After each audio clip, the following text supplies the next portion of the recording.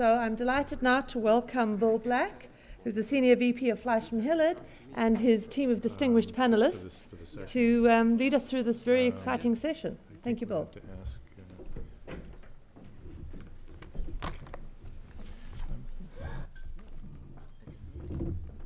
sorry, he's asking for, can you ask, speak to this man here, he wants a computer. Yes, thank you all for assembling quickly. It seems like there's still a few out in the hallway, but hopefully they'll be joining us soon. This session is designed, I think, to take us from the kind of 50,000 feet probably down to about 10,000 feet in how we examine Chinese companies operating globally. We have a very distinguished panel that will be touching on various aspects of that, including sustainability, business practices, labor practices, and others. I've been told as moderator I have one job and one job only, which is to keep this to 1 hour. So I am not going to get into lengthy biographies that are in your folders, and I'm not even going to prep each speaker on what they're going to talk about. It will speak for themselves. But the order of speakers will be Professor Chang-Chi Wu from the Guanghua School of Management, Dr. Guoyang Yang from the United Nations Conference on Trade and Development, Ken Davies from Columbia University, Frank Voorhees from the EarthMind, and Gita Rollins from the International Labor Office in Geneva. So with that, let's get right down to business with Professor Chang-Chi Wu. You have the floor. We're going to, just again, in the interest of time, we're just going to speak from the table here rather than have even the time it takes to walk to the podium. So take it away, Professor Wu. Okay, thank you. How long do I have? You have 10 minutes tops. If you can shave a few off, we'll be grateful. Okay, it's a great honor to be here to share with the great distinguished guests. My topic is about Chinese firms' outward investment. And before going to the results, and I'm going to report to share with you, and I just want to briefly explain that what I've been doing in the past 4 years. In the next 5 years, I've been taking National Science Foundation China's key project, studying Chinese outward investment and cross-border merger acquisitions. I think there's, in many people's mind, there are satellite facts. The Chinese outward investment has been increasing steadily, particularly in the past few years. They've reached more or less $60 billion in the magnitude. It's more than half of China's inward foreign direct investment. And in that, I think there's a few slides that I may not have time to show it. That is, in aggregate statistics, majority of the outward foreign direct investment from China located in, first of all, in Asia-Pacific areas, in the vicinity of China. Secondly, majority of those investment are in the less developed countries. Okay, very relatively few in the OECD countries. But what we want to go deeper is not the aggregate statistics.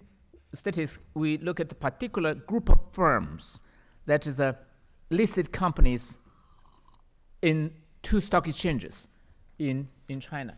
Okay, actually, what we studied, by the way, there's a handout in the file. So if you could not see that, you can read. You can take a look at the files. Next, okay, all right. There are 1,224 firms in early 21st century. By late 21st century, by the 2011, the number already increased to over 2,000. What we did is that we look at those firms listed in Shanghai and stock exchanges and look what type of firms, what type of firms, and where and when they decide to invest in overseas, and what are characteristics of the parent companies, and what of those firms who establish subsidiary overseas. Okay, I'll not go to the technical details. And actually, there are two important pieces of information I'll share with you. And the first one is about what are the parent companies of those who decided to establish subsidiary overseas. I think this there are some data about that, and we look at the total assets of those parent companies and the return on equity and return on the assets and the number of employees. You can see the average number of employees of those companies who go in abroad with over 6,000, and the total asset is over 6 billions. What is interesting is this is we compare this with the firms at each and every industries at large of the Chinese companies. This is two columns. You can see actually we find those firms which has established overseas subsidiaries 40% larger in terms of total assets than the average Chinese firms. And more interestingly, those firms are enormously, comparatively speaking, more efficient, more profitable than those firms. In terms of return on assets, those firms who are going abroad is 35 times more profitable than those firms stay at home, okay, on average. And in term return on equity, they are 52 times more profitable and more efficient to a certain extent, and then those firms stay at home. And you can see, indeed, only those most efficient firms going abroad establish subsidiaries in overseas. This is industry distribution of those parent firms. You can see majority of them are concentrated in manufacturing industry. There are also other industries distributed. You can see the firms leaving China and set up subsidiaries overseas. These are essentially from more developed regions in China. As Shanghai has highest percentage, and Guangdong, Beijing, as you can see, across the regions. Here, and as you can see, these are one of the issues people often ask, which the nature of those companies. You can see, actually, indeed, a majority of those companies are what we call state-owned enterprises, more likely to invest abroad. In these terms, you can see all is totally 65 firms state-owned versus 24 of non-state-owned enterprises. Actually, state-owned enterprises have more a tendency to invest overseas. Now, let's turn to some statistics on the nature of subsidiaries. And this is a chart give us some ideas about when those newly established subsidiaries were established. You can see over time, indeed, a number of subsidiaries increasing steadily. Of course, after financial crisis, that tendency was, this trend was a setback. Okay. And second page, we can see that what kind of functions of those overseas subsidiaries of Chinese firm are. The highest percentage of those overseas subsidiaries engage in marketing and wholesaling and retailing business. Actually, it takes about 38%. This goes together with conventional wisdom. Actually, China is the largest exporting countries, and many of the overseas investment and the subsidiaries to a certain extent help the domestic firm to increase the marketing and sales flexibilities. Of course, a relatively smaller percentage are in the manufacturing, engaged in manufacturing activities, about 20%. This is, of course, you can see the third type of overseas investment is engaged research and development, also take sizable percentage of 15%. The next slide is somewhat interesting, very interesting, because in aggregate data, we can see in amount of foreign direct investment, and the relatively smaller share are in the advanced, what called OECD countries. But in our sample, we can see listed companies of China, they would rather choose more developed economy to establish their subsidiary, particularly the most recent ones. You can see in top 6 countries with Chinese new overseas subsidiaries in the period of 2003 and 2009, and top destination is the US, and followed by Singapore, New Zealand, Australia, Germany, and Japan. If further down, I don't know where the Switzerland would appear, because I asked this morning is that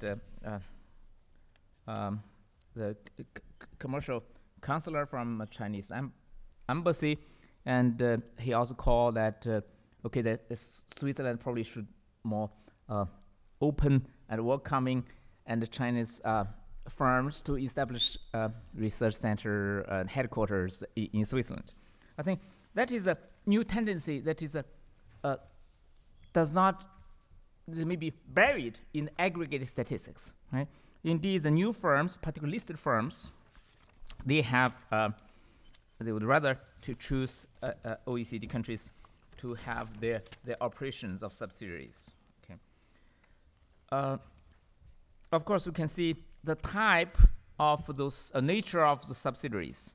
Okay, and of course, some choosing to be wholly owned. Indeed, a majority of those subsidiaries are wholly owned, with 67%, over 67% of subsidiaries are 100% owned by the parent company. But of course, indeed, the other, we call a third, form different kind of joint ownership with the local companies.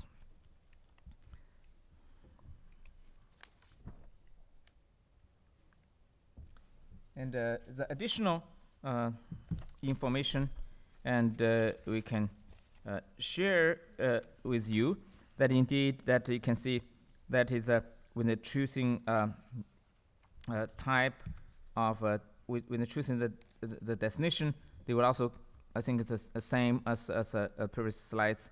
We can see here they would rather to choose US, Australia, other places. That goes together. That's actually not goes together. Those goes against a conventional, sometimes established theory about the Chinese companies. They should go to somewhere they have a closer institutional distance, like the Vietnam. Actually, Vietnam ought to gain to move to the lower labor cost to take advantage of their expertise in relatively a similar institutional environment. Okay, that is of course there are detailed information. Because of time sake, I will not go to the details. But to summarize, I would say in our study and related studies, we could say China is still at a very early stage of outward foreign direct investment development.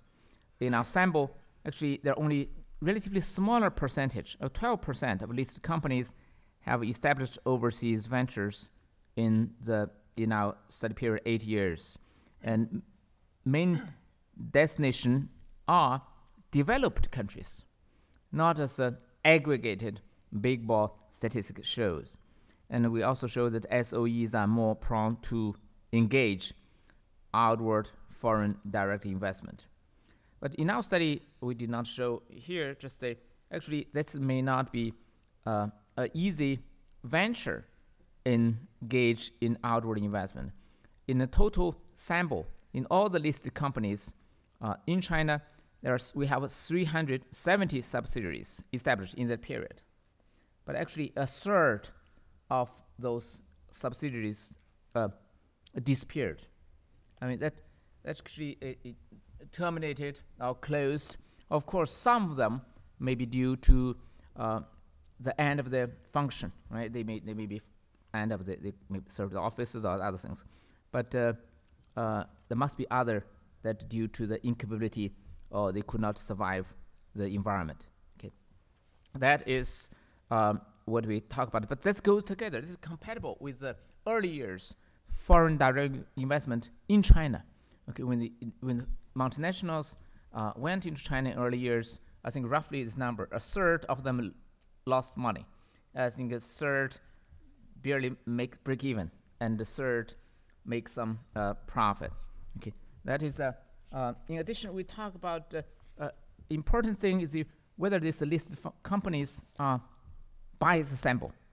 Typically, if the company can be listed in stock exchanges in China, typically they are already considered more competitive in general population of Chinese enterprises.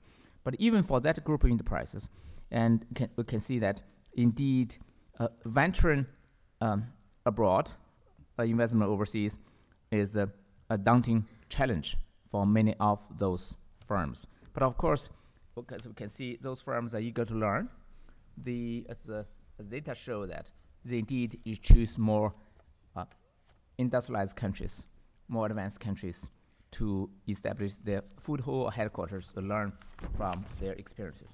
I think time is up. Okay, yes. Thank you. Thank you very much, Professor Wu. Appreciate it. And thank you for staying close to the time. We'll move on now to Dr. Liang. Yes. So I guess we're waiting for the presentation to appear.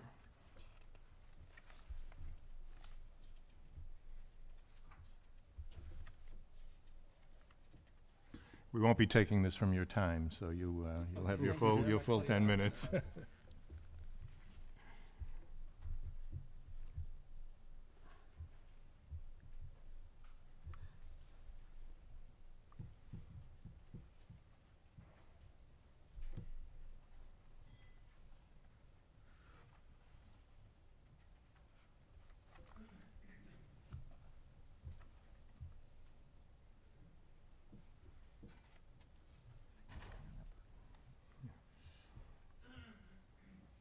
If you want to take the floor again, Professor Wu, you can continue to conclude your remarks. Okay.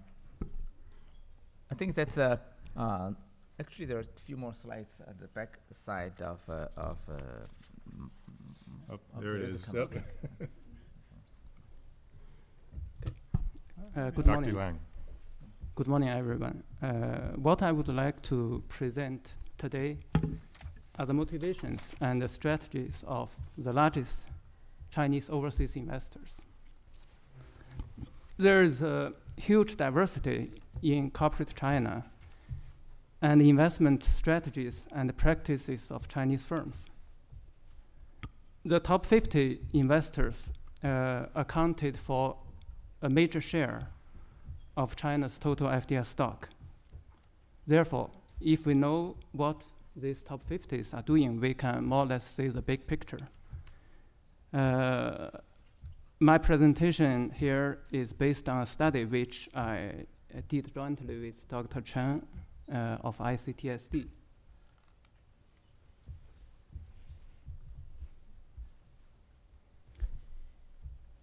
We classify the top 50 into 4 groups. First, resource giants, including oil and gas, mining, metal, and electricity companies. And second,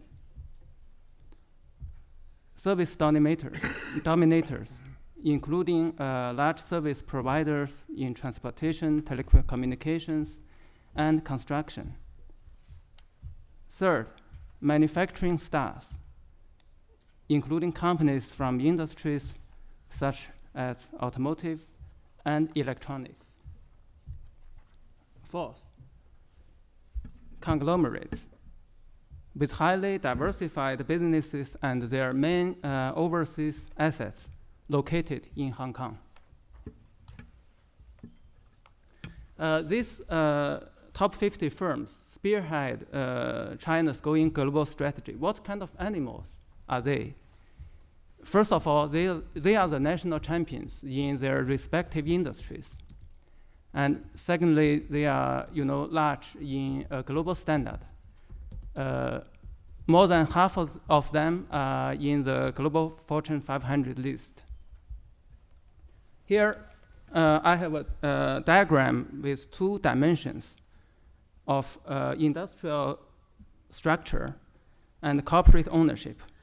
As we can see, these top 50 are mostly from industry with monopolistic characteristics, and many of them are majority owned by the Chinese state.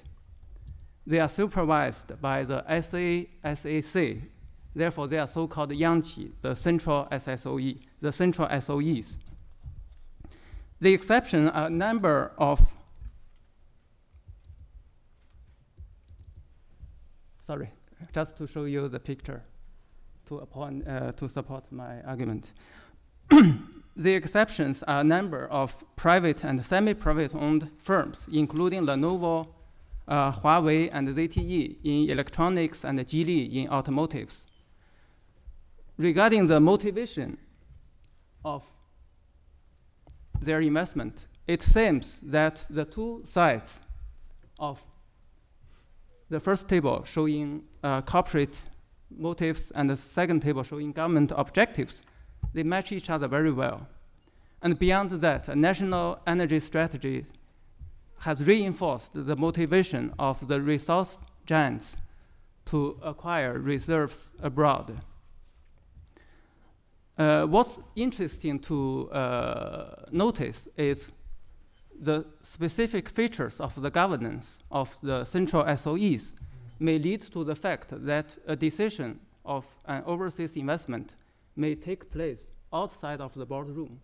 For example, the Chinaco Rio Tinto deal involved cash investment of billions of dollars, which is well beyond the capacity and the decision-making power of the acquirer, and which may really, happen at a high level.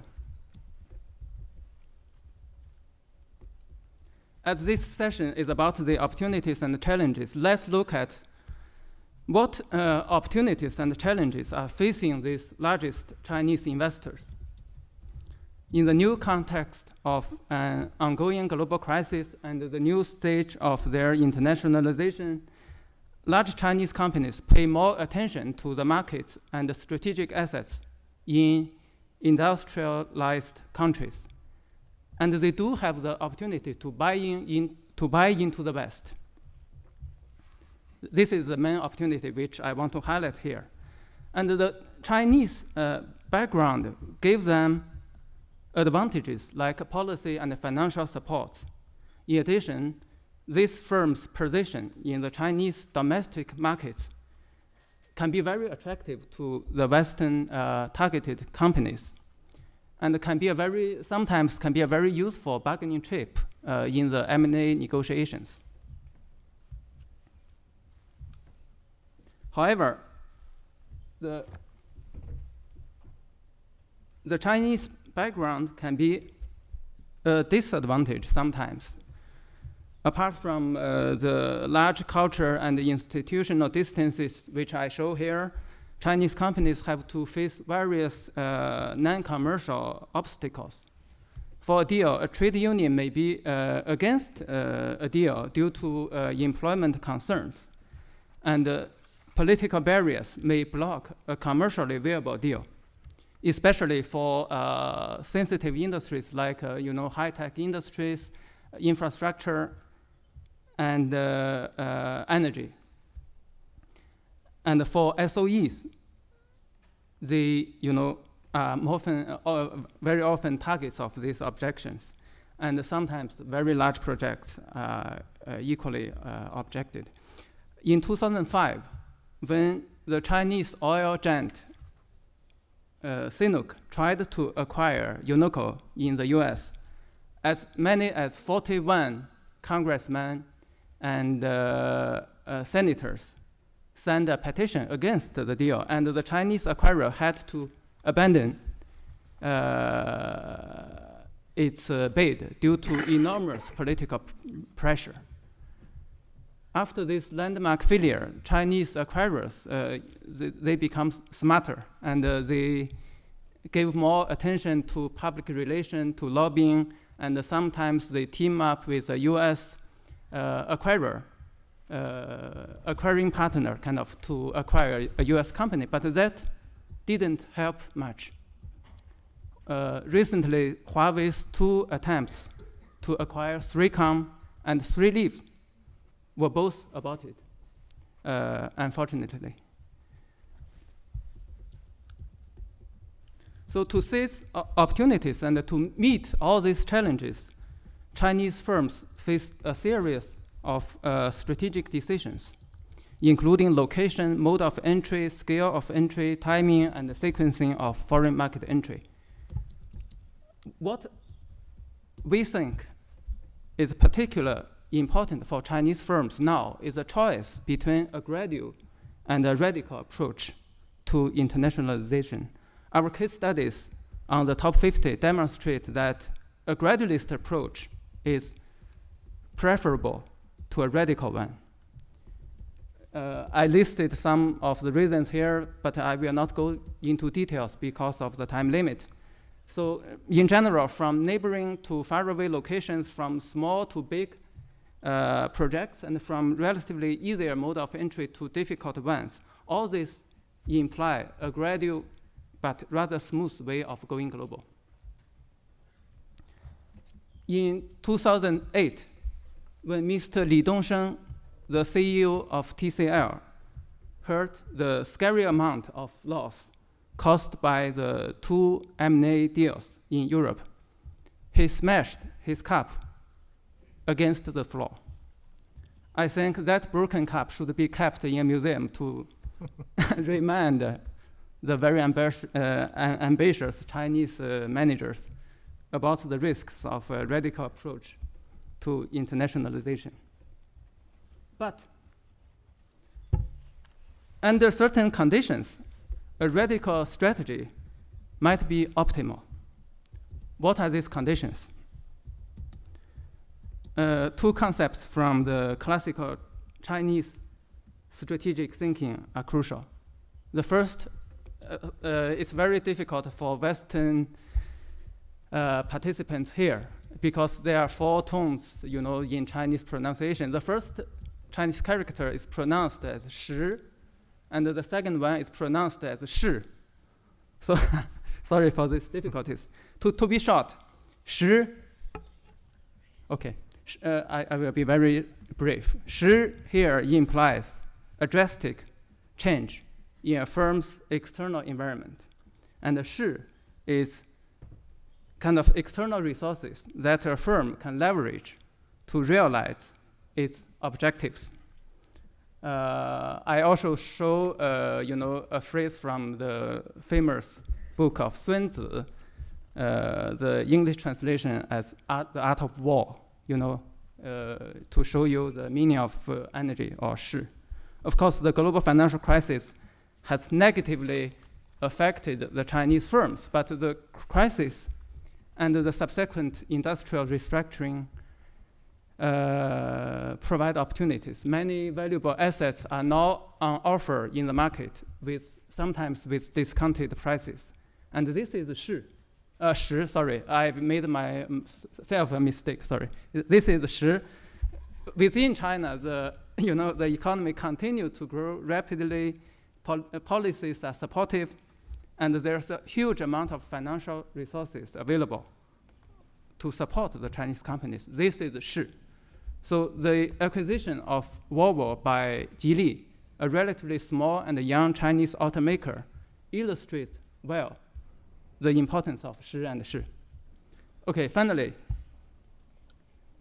I have some more stories, but I have to go to the final stage of my presentation. The financial crisis is ongoing, and a public debt crisis is unfolding. For Chinese companies, the opportunity of buying into the global economy still exists. Successful and sustainable overseas investments will turn these Chinese companies into respected global players while benefiting both home and host countries. Thank you. Thank you very much, Doctor. Next, we'll hear from Ken Davies from the Columbia Law School and the Earth Institute at Columbia University. You have 10 minutes. And you get bonus points if you come in at 9. I'm not quite sure if I counted 10 minutes in the last presentation. Anyway, thank you very much for the introduction. As of last Friday, I'm an independent consultant. So you can update my biography and put that. I worked at the Vale Columbia Center on Sustainable International Investment under Columbia Law School and the Earth Institute at Columbia University for 1 year. That year has just ended last Thursday. Before that, for 8.5 years, I worked for the OECD. The OECD has been referred to today almost as though it's synonymous with rich countries. Mexico, Turkey, Chile. I don't think so. So let's be more precise, especially when we're doing research papers, when we talk about OECD countries. I actually worked with China, India, Indonesia, Vietnam, Thailand, various other countries. I produced 3 research reports on China, China's investment policies, and the third one is the one that's relevant today. It came out in 2008. If you haven't read it, go and get a copy.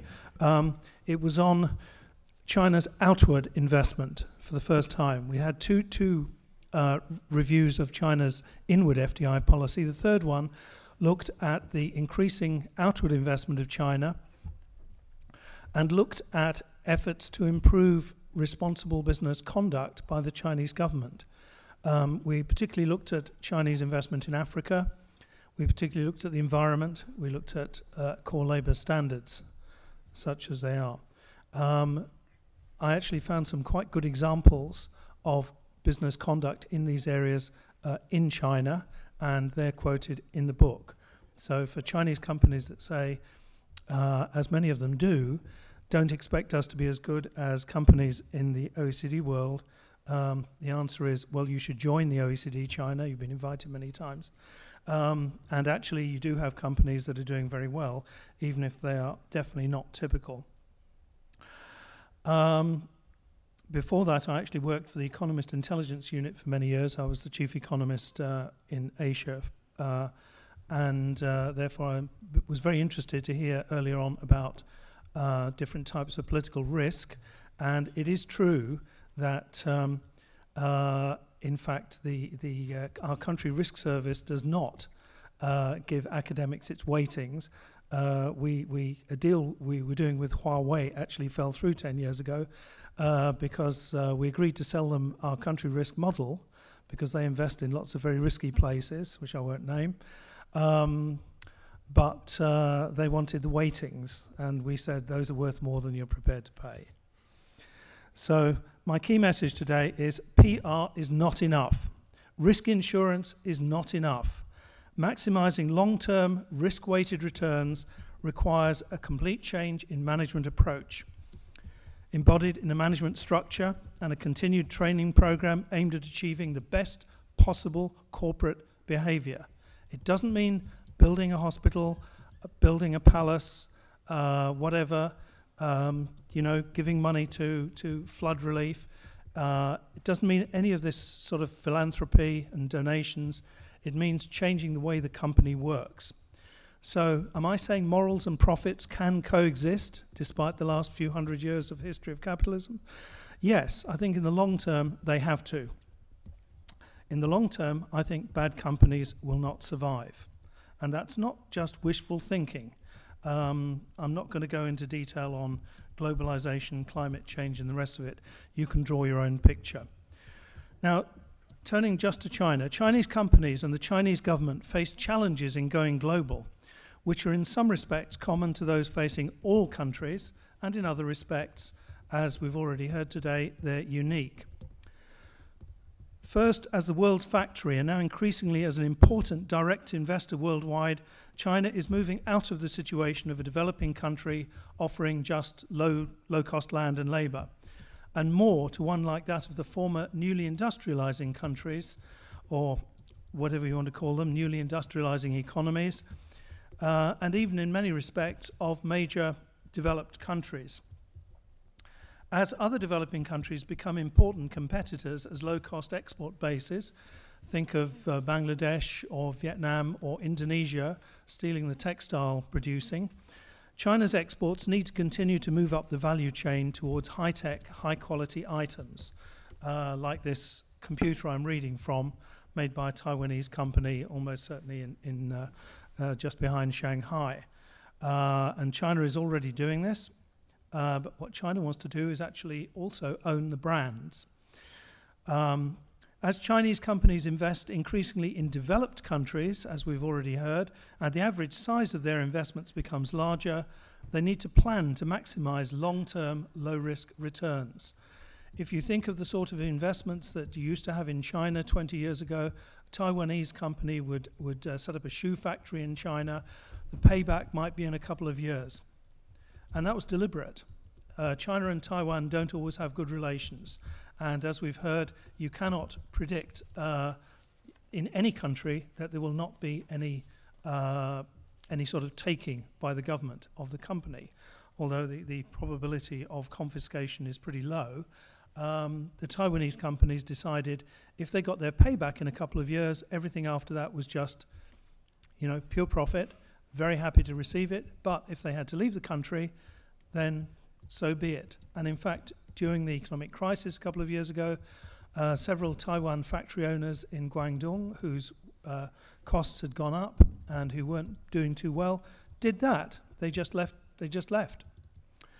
Now then, when you're investing $19 billion to acquire an aluminium company in Australia, that's not the same. You're not going to get payback in a year or two. You want to be there for the long term. If you want to be there for the long term, you have to understand why people in Congress have a petition against your takeover. You have to understand why people are suspicious of your company. It's no good saying the Australians are all protectionist. Actually, there are many Chinese takeovers in the natural resource sector in Australia which have gone ahead. So it's not a question of the Australians being automatic protectionists. So in facing these challenges, Chinese companies supported by government policies need to focus on dealing with reputational risk in a positive way. They need to adopt the highest standards of corporate behavior so that their activities and their products are respected in all countries, including China, where, Chinese washing machines are respected in China, but Chinese baby milk is not necessarily always respected in China. And they should be respected at least as much as their best competitors. So am I saying that that Chinese companies ought to have a higher standard than other companies? Why not? It's no good to say many other countries don't respect the standards that they're supposed to. I could list you many examples of OECD country companies that haven't even heard of the OECD guidelines that they have to obey. So for Chinese companies, they need to understand and implement a number of codes of conduct. There are at least 100 out there, but you don't need to use all of them. For example, the OECD guidelines for multinational enterprises and the United Nations Global Compact, which is a bit more general. It's no longer enough just to engage a PR firm to produce an annual CSR report listing philanthropic contributions. A lot of big companies in China did that because in April 2006, one company that does know how to do this properly, which is State Grid, sent a report to the Prime Minister, Mr. Wen Jiabao. And he wrote in the bottom right hand of the front cover, this is a very good report.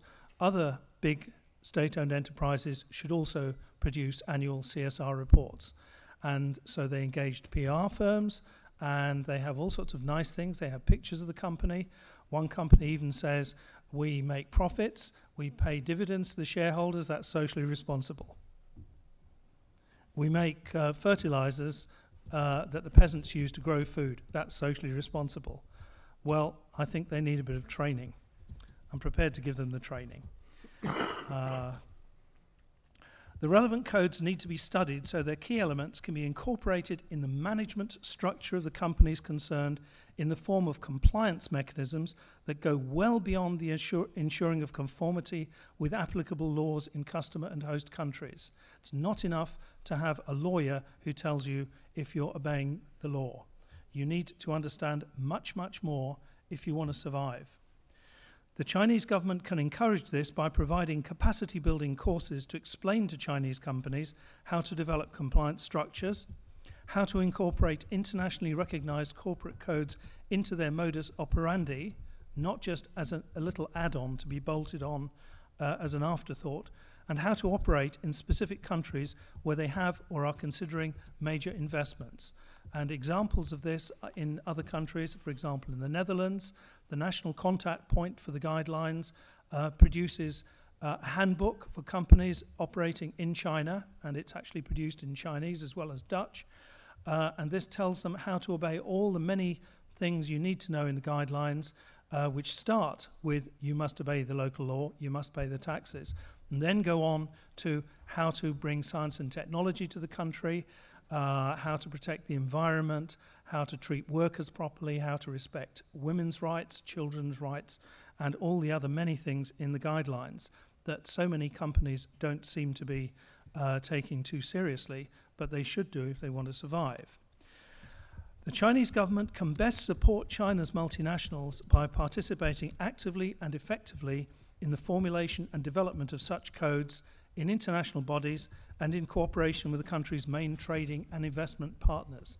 It's ludicrous that you have meetings where investment protectionism and how to meet legitimate objectives of countries, how to increase policy space so that you have a realistic investment policy, that you have meetings like this and the Ministry of Commerce is not there.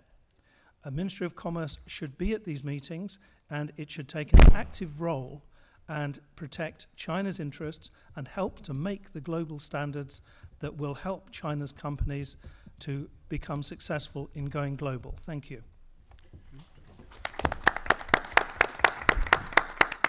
Thank you very much. Now we'll go to Mr. Voorhees for the next, that's you, is it Voorhees? Voorhees, like Voorhees a jolly good fellow. It's one way to do it. Now this is turning out quite nice. We've set up the first two presentations on what the sort of architecture of Chinese investment looks like, the structure of it, and have just had a very interesting challenge to say that if this is going to work, the behavior of these investments, of these companies needs to change. And it's not just about charitable contributions, it's about a different way of doing business. Well, I think the last two presentations will sort of talk about that. I'm going to use the topic of biodiversity, and then we'll hear about labor and employment. And both of those are topics under this broader concept of sustainability. And what we're starting to see now is that international companies are starting to take this topic of sustainability quite seriously.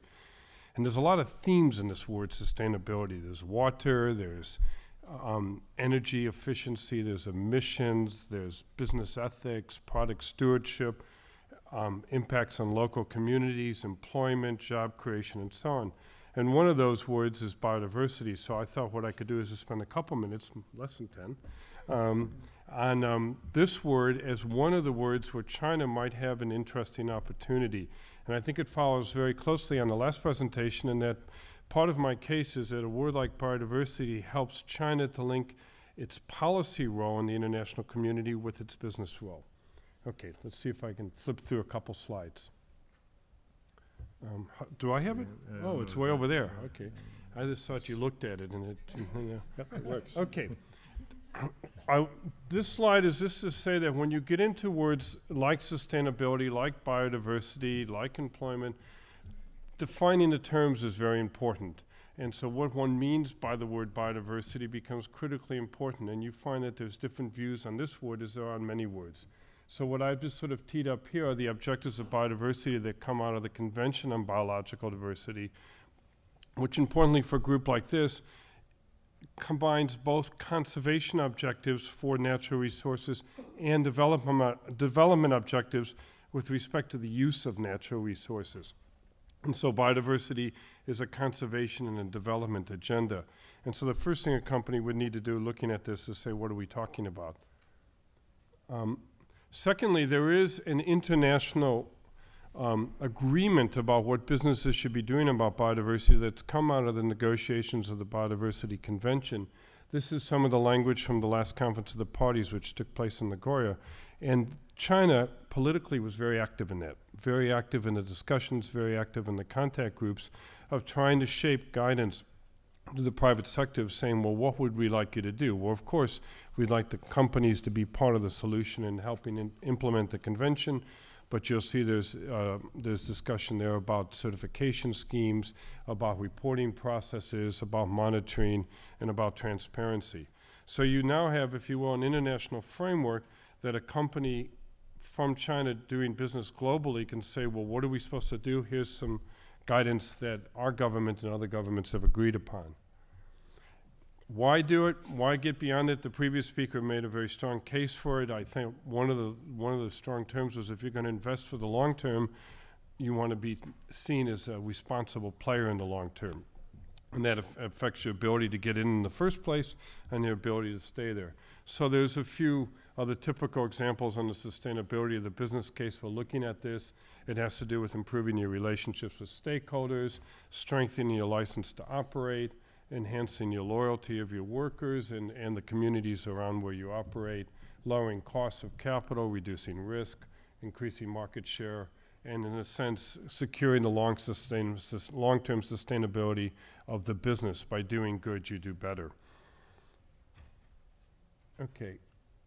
This is probably maybe the most interesting slide in that I've just put together a few companies that are actually moving very seriously in the space on a global level as examples that Chinese companies may look at. Danone, which is known for its yogurt, is also a major water player. Its most famous brand is not far from here, Evian, which is a flat water that's mined out of the Alps and exported all over the world. And Danone is on a very strong mission to green up this global product by offsetting the carbon impacts of the production of Evian through not just buying carbon credits, but buying carbon credits that make sense for local communities and restore ecological systems, specifically wetland systems, sort of mixing the wet with the carbon and with the communities. Very interesting project. Petronas, which is close in many ways to many of the Chinese companies that are investing, because it is a state-owned enterprise. Petronas is the largest company in Malaysia, about a $70 billion turnover. They have investments now all over the world, in Sudan, South Africa, Tajikistan, and so on. And they're thinking now moving into Greenland, into Canada, and they're starting to say, well, maybe we need to green up or act a bit. Maybe we need to become more responsible. And it's not just about charity. They're very much in the space of moving from charitable contributions into a more strategic approach. And they now have a full sort of review on all the issues I mentioned earlier: water, business ethics, carbon, energy efficiency, biodiversity, and so on, of which they're looking at how their operations actually can be managed in a way that they provide landscape protection, which they call quite nicely green lungs. So around their oil and gas operations, can they create buffer zones that not only sequester carbon, but also secure biodiversity space? So they're seeing this as now a very important part of their ability to operate globally. Shell's had a long history in the country of Nigeria, a very controversial history, very complicated history, and the word biodiversity is now becoming a word that is helping them to think out of the box about how to work with local communities. And they're now working on a new strategy that's focused on mangrove restoration and fisheries management as a way to become a much more positive force in the area. Rio Tinto, that was mentioned earlier, because there's been a lot of discussion about Chinese investment in Rio Tinto. They have a very provocative public commitment to be a net positive force for biodiversity. So therefore, Rio Tinto mines make the nature better, not worse, in the areas in which they operate. They want to have a net positive impact on nature conservation. I'm optimistic of it. Finally, the last one is an example. Yemen LNG is a liquefied natural gas facility that's a Total project, and they've done a massive coral reef conservation program inside the fence, not outside the fence, as part of the way in which they manage the site. Plus, they have a fisheries management program that deals with both the fish that are actually living inside the fence and the facilities property on the coast and outside. And this is seen by Total as a major sort of flagship for sort of biodiversity responsible oil and gas operations going forward. These are examples that Chinese investors may want to look at and think about. Okay. There's also some tools that are out, and I won't go into them. Just a few examples of tools in the World Business Council, the Green Development Initiative, from IPECA and so on. So it isn't as if there aren't tools to work on this. So there's, in addition to the Global Compact and OECD guidelines, there's a lot of technical tools available. And then finally, where am I here? Do I have another one? Yeah. The case for this is that could you have a biodiversity positive China Inc.? Biodiversity links conservation and development on the ground, so biodiversity is a term that can help a company position itself in the landscape, in the area in which it operates, and so doing links a global business to local environments and local communities. The state-owned enterprise approach to this is that if you're a company that's responsible for development at home, should you not also be responsible for development where you operate abroad and for environmental responsibility?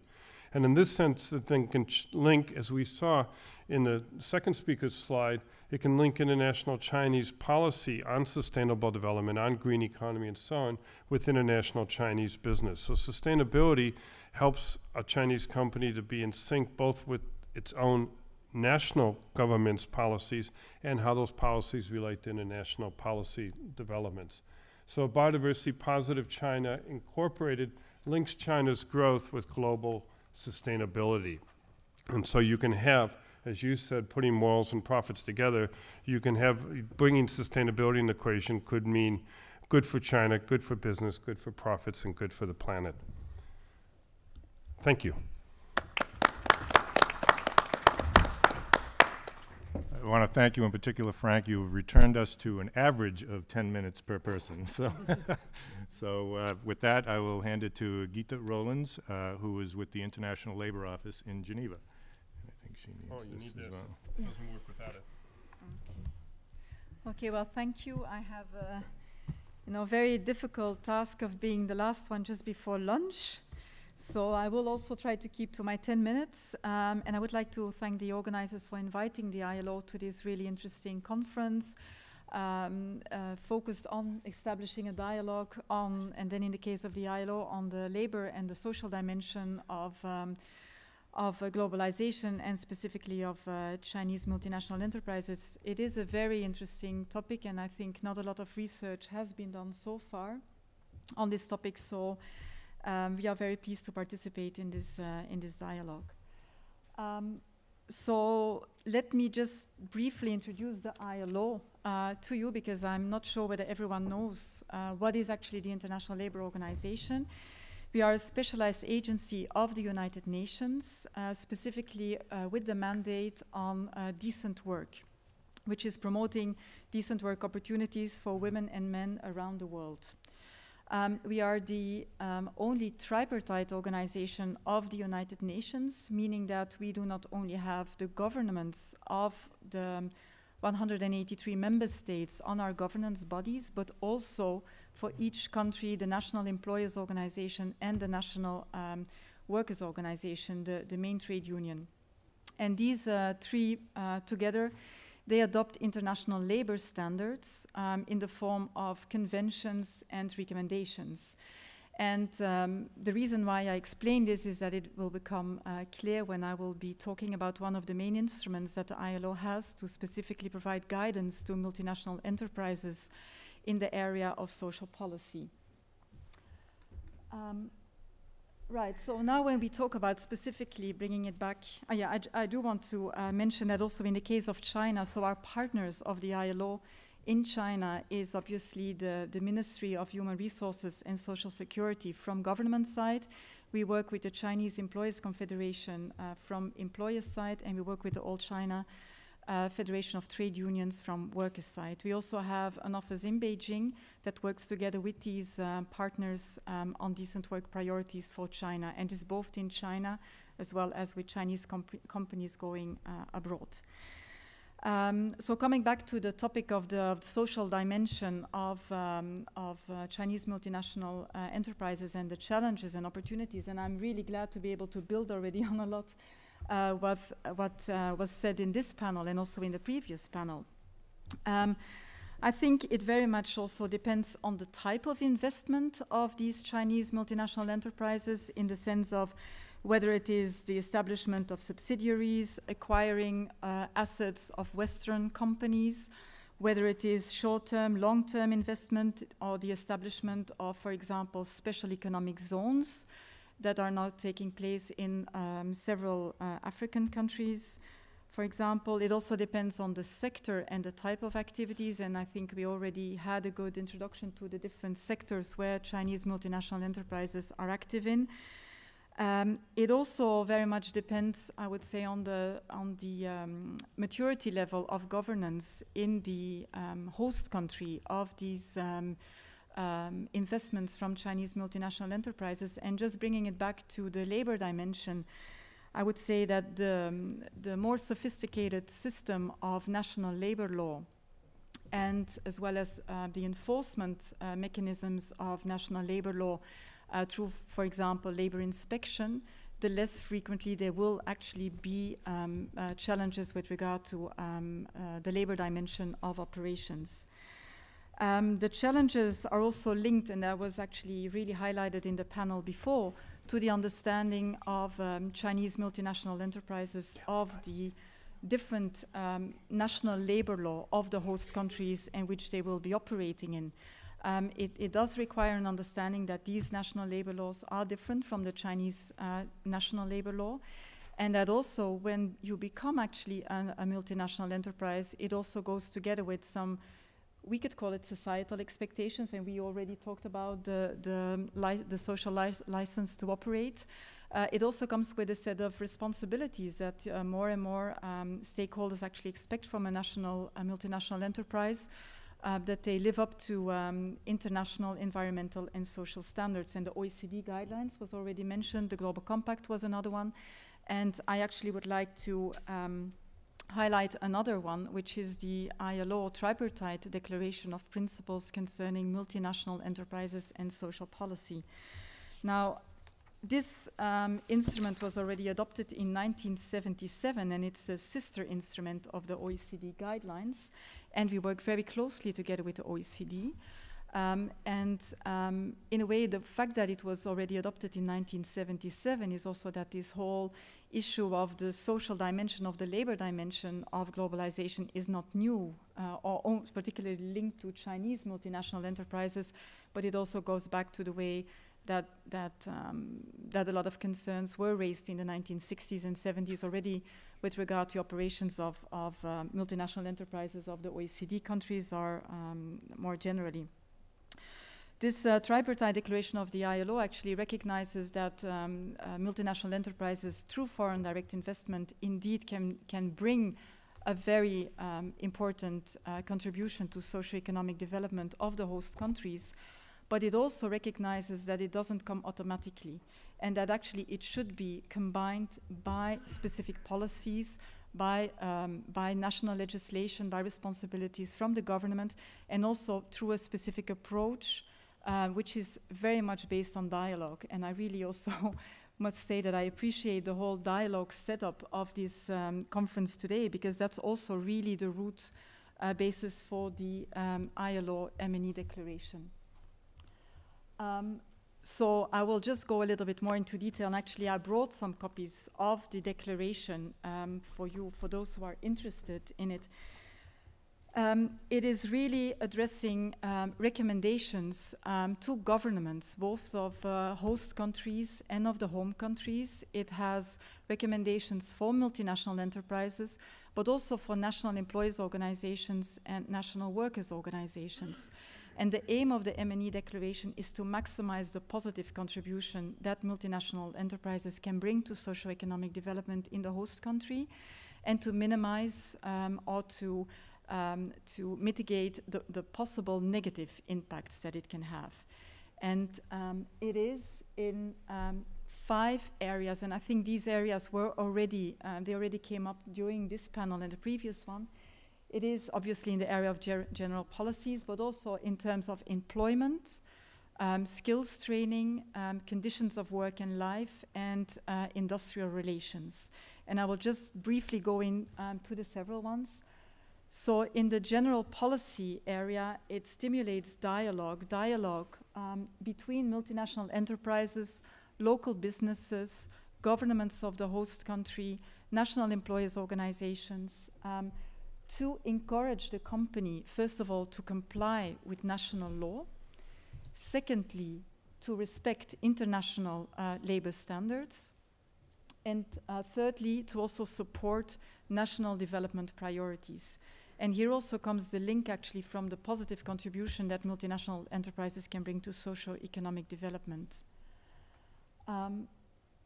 In the area of employment, and here also it was already mentioned in the previous panels, it is the importance when a multinational enterprise comes into a host country to also look at the importance of employment creation by creating jobs for local workers in their operations.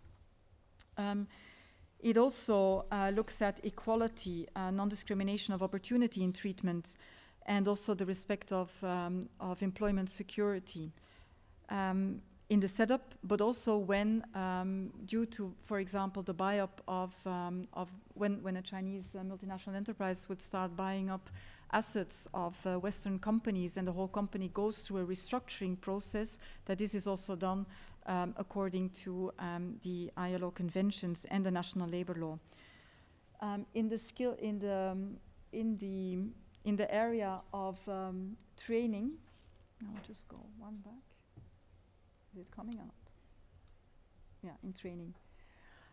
In training also, it recommends MNEs to contribute to the skills development for employability and especially of their locally hired staff. And I think also when UNEP was making the presentation with the opportunities of the green economy and green jobs, there are also multinational enterprises or Chinese multinational enterprises, when they start looking into, for example, the creation of green jobs and looking at clean technologies, it also requires the capacity building of locally hired staff in these new competencies.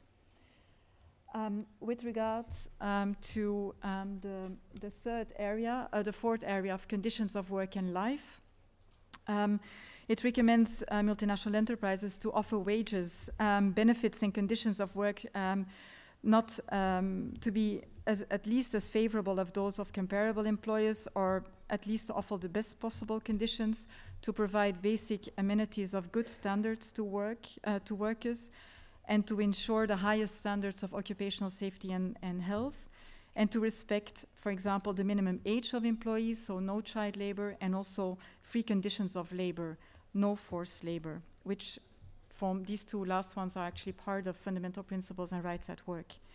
And in the last section on industrial relations, it highlights the respect, or recommends enterprises to respect freedom of association and the right to organize, the recognition and facilitation of collective bargaining, developing systems of consultation, processes to examine individual and joint grievance mechanisms, and also voluntary conciliation machinery to prevent and settle disputes.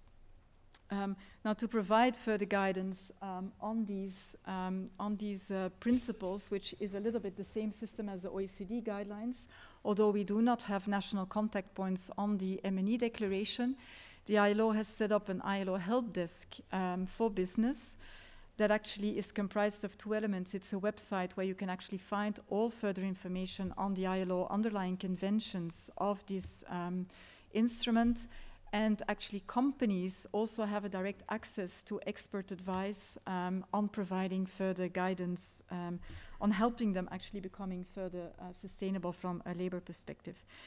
And I just want to finish my intervention by stressing that we look forward to further working with the Chinese government and the Enterprise Confederation and individual Chinese multinationals on helping them to indeed build harmonious industrial relations and bring in a harmonious way contributions to socio-economic development and take a leadership in sustainable development and corporate responsibility. Thank you. Okay, we have a few minutes before lunch to invite any questions that anybody might have for the panel. There's one way down as far away as you go. Oh, okay, good. Ruan has a microphone. Okay, good. My name is Anne Zhang. I'm from IMD in Lausanne. I have a question for Professor Wu. Actually, it's more a clarification instead of a question. You mentioned in your presentation location distribution of overseas subsidiaries for Chinese companies, and you have the top 6, which Netherlands is number 3. Yes. And in the following slides, you have the features of first establishment of the companies as well, which of the top 11, I'm surprised that we don't see Netherlands there, but we see Italy as top 6. So my question for you is that actually from my own experience of working with Chinese companies, I think Netherlands probably makes more sense. And could you please just confirm whether Italy is the number 6 or should it be Netherlands? Okay, I think probably this is a technical issue. Technical issue in the sense that in the first case, these companies, these list companies, they establish overseas subsidiaries. In that case, in that order, Netherlands is 3rd. But the last one, for the firm, is the first time. I understand. It's for the first establishment. Yeah. Then I'm surprised that. Well, I'm not going to argue. It's more for it's more for a question. And I think I would have. Yeah. I don't know whether I could be wrong, but it's just a little bit counterintuitive, and I don't want to argue with you, but yes, I think Italy somehow, it's a little bit surprised. Okay, I think these questions we can exchange Looks like ideas. what we call a sidebar. Yeah, you can discuss it directly. Thank you. About the issues. Professor Lee. Guan Li, Texas A&M. I have 2 questions, one for Professor Davis and one for Ms. Rollins. And for Professor Davis, and I like what you talk about very much, but one thing that strikes me as something I've been thinking a lot about is your claim that morals and profits can go together. And I just find that difficult to swallow. I have a sort of different interpretation. I would be very, very happy if they can go together. And I was at Auschwitz in June, and just horrible to see what firms did there, right, at Auschwitz. And so one thing that I think that's different and also very interesting for the Chinese firms now and the European firms is that 21st century is different, right? We have more democracies than before. We have a lot of people care about environmental protection. We have a lot of people care about women's rights, and we don't have slavery anymore. And so this is a very, very different world. So there was a time in the US history, firms operated without any regard for morals, right? But I think today is different. So in a way, I think what you're suggesting is still work, but only in the sense that now we have a new era in which the public preferences for morals over many issues have been elevated to a level that require firms that want to make long-run profit to care about them. And the firms that are successful are the firms who take into consideration in their management of these issues. And I think that's sort of a slightly different from saying morals and profits can go together. I think I find it difficult to accept that firms have a conscience. Firms care about profit. Where do they get the conscience from? That's my question. For Ms. Rollins, and so one thing, and you have this work I'm familiar with, and I think ILO has done a lot of admirable work for the world. And one thing, does the declaration have any teeth that would bite for firms that do not accept the declaration and for firms that violate that declaration. And as political scientists, and we know a lot about institutions. We know institutions that don't have teeth to bite, they fail miserably. So one thing I'm concerned about is that you rely on collaboration of government employers, and I wonder whether ILO will in the end become a facade for them to say, look, I work with ILO, I must be really good. I'm concerned about that. Thank you. Ken, do you want to respond Well, first? I'm afraid I know I'm not supposed to do this because it's a dialogue, but I completely agree. And you're absolutely right. I mean, in the case of Auschwitz, there were a number of firms, including household names, that actually went into that situation and actively offered to design things that we don't want to talk about here, but they're just too horrible. But some of those firms are household names, and I'm not going to name them, but some of them are actually not German, but from even larger countries. And the reason that was possible was, of course, this is a governance question. So what I'm suggesting is that morals and profits can go together in the presence of good governance. So you'll note that in my talk, what I talked about was not only that companies should have management structures oriented towards promoting good behavior, and they should have training programs that make sure that they try and get their employees at all levels to comply with the standards that it's trying to learn, which is not an easy thing, but also that governments ought to work together on this. And I'm talking about bringing the Chinese government into it because China is entering the global investment market at such a huge rate of knots. It's accelerating. That obviously China is a major player, and China should be helping to set the rules just as all the others should. But I agree 100% that I'm talking, yes, it is wishful thinking, but these are the things we have to work towards. Gita, does the ILO have teeth? I certainly think we have teeth. So I do agree that, when you look at the M&E declaration, as you would look at the OECD guidelines, or you would look at the Global Compact, which are, at the international level, which are the major references for business when you talk about guidelines in the area of labor, environment, human rights. They're all voluntary instruments. I mean, in a way, they're voluntary. But when bringing it back to the M&E declaration, it is based on conventions. And as I was explaining, the whole way of the conventions is they're international treaties that are then ratified by the member states of the ILO. And then when they are ratified, they are translated into national labor law. And if we would only be working on the M&E declaration, then I think, yes, we would be lacking a lot of actually the enforcement of this. But we're not only working on the M&E declaration, at the same time we work with the governments and the social partners in the different member states of the ILO to actually make progress on national labor law, but not only national labor law, but in general on all the different components of decent work, which includes the labor standards, employment opportunities, social protection, and social dialogue. And if we can work further also with the governments and the social partners on improving the legal framework in which companies operate, because companies do not operate in a void. They operate within a legal framework of a country.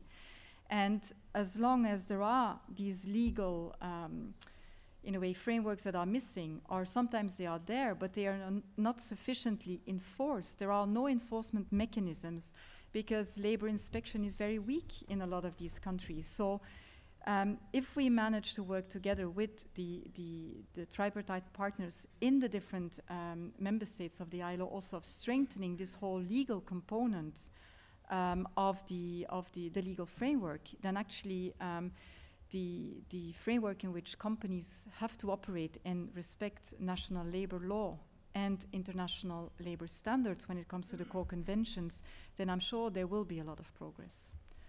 Although M&Es tend to escape somehow some of these rules, so that is also something we need to consider. But we're not the only ones, I think, struggling with that. Also, when you look at what the Human Rights Council has adopted with the Ruggie framework, it's another way of trying to grip with the impact of multinational enterprises in the specific area then of human rights. So it is a difficult area of work. Well, with that, I will forego my 15 minutes of concluding remarks and just call this panel to a close and invite applause for this great panelists. Thank you.